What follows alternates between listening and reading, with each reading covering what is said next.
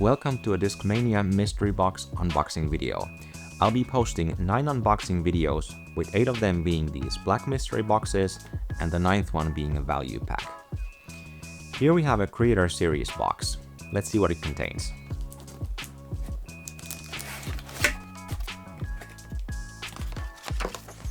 Starting off with the letter, with all the possible discs listed on the back. And the first disc is a drop with a nice clean mini stamp on the front. This feels like a base plastic, very firm, very nice. And the next one is a putter. This is a beaded putter, so this has to be a P2X in a soft base plastic. And this has a Gannon Burr GB logo repeater stamp on it. Very nice. The next disc is a tilt.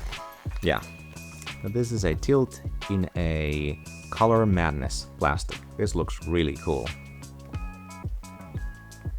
And the mini stamp fits the look very well. Next disc is a Cloudbreaker. Cloudbreaker in a metal flake plastic. Pretty flat upbreaker. Feels really nice. The next disc is a fairway driver. Yeah, this is a Vanguard.